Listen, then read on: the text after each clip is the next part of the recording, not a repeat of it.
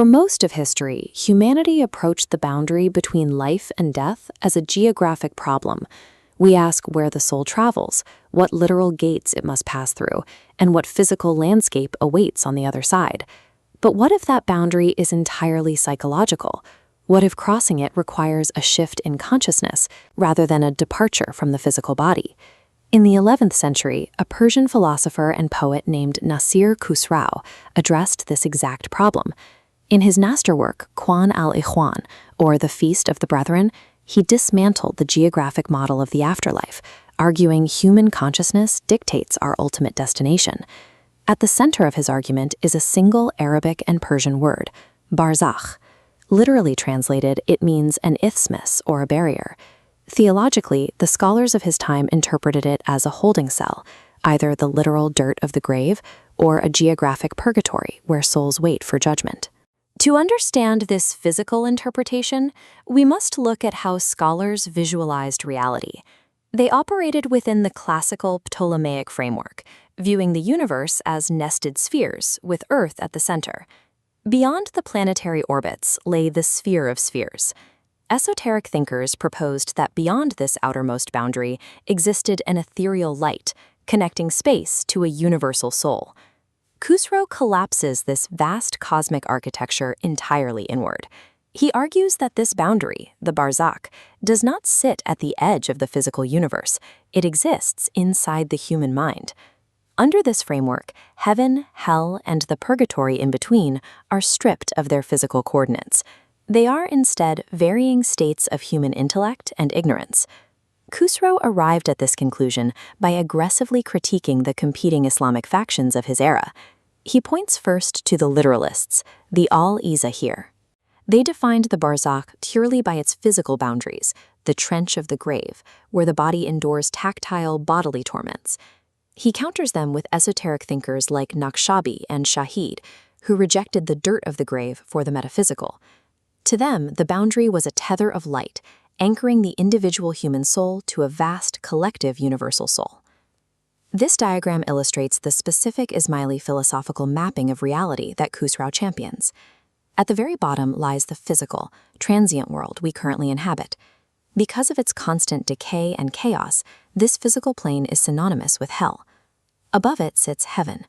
In stark contrast to the shifting material world, heaven is the eternal, purely spiritual realm of intellect, completely devoid of physical matter. The barzakh is the empty space in between, representing our current psychological and educational state. Khosrow lays down a strict mechanic for traversing this zone. The acquisition of true knowledge, or akal, lifts the soul upward out of the material world. Remaining ignorant anchors it downward, trapping it in the decay of the physical plane. In this model, damnation is a failure to educate the soul. An individual who completely fails to develop their intellect remains permanently bound to the chaotic forces of nature. The density of Khosrow's logical proofs finds a poetic counterpart 2 centuries later, in the Mathnawi, written by the famous Persian mystic Jalal al-Din Rumi. Rumi details a long, evolutionary struggle for the soul. He writes, "I died as a mineral and became a plant. I died as plant and rose to animal. I died as animal and I became man." Mapping Rumi's poem onto our intermediate zone creates an ontological ladder. It shows the soul progressing upward from basic elements. This aligns with philosopher D. Khan, who argued the barzakh is the natural soul, our biological component, struggling between the natural world and the universal soul. Hey everyone, if you enjoyed this video, hit that like button and don't forget to subscribe. Drop a comment below. I'd love to hear what you think. Your support means a lot and helps me keep creating content for you all. Thanks so much for watching. What emerges from both Khosrow's philosophy and Rumi's poetry is a redefinition of the soul's journey. It is an active, present-day escape from our biological limitations through the use of the intellect.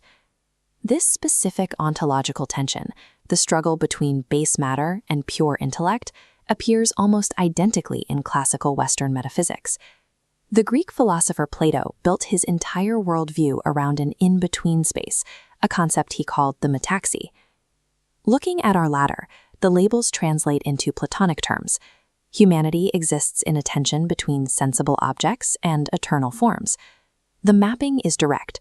Plato's sensible objects occupy the Ismaili hell, while eternal forms function like the Ismaili universal soul. Khosrow also details dualist views that frame the boundary as a war between lust and knowledge, a moral framework that shares characteristics with the Catholic concept of purgatory seen in Dante's model. However, while Catholic purgatory focuses on moral suffering and physical penance, Khosrow's barzakh demands intellectual purification. In the Persian philosophical model, you cannot simply suffer your way out of the middle realm. You must think your way out. When we pivot to East Asian philosophy, specifically Tibetan Buddhism, the same psychological mechanic reveals itself once more. Tibetan tradition outlines a transitional phase called the bardo. The literal translation of bardo is intermediate state, the precise linguistic equivalent of the word barzakh. The Bardo Total, or Tibetan Book of the Dead, describes the soul entering this state, facing terrifying hallucinatory visions of wrathful deities and chaotic storms. The core mechanic of the bardo is self-recognition. If the soul realizes these terrifying visions are merely projections of its own mind, it achieves liberation, or nirvana. This correlates directly to Khosrow's thesis. Acquiring knowledge dispels the illusion of the physical realm and reconnects the individual to the universal light.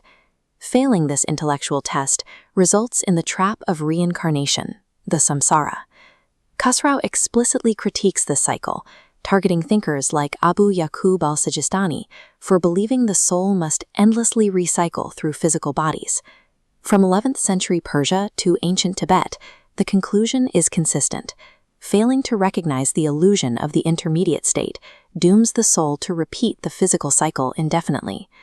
Returning to section 54 of the Khosrow Al-Akhwan, we see Khosrow organize the chaos of human belief into a rigid logical matrix. This matrix uses two axes, the physical sensible and mental intelligible.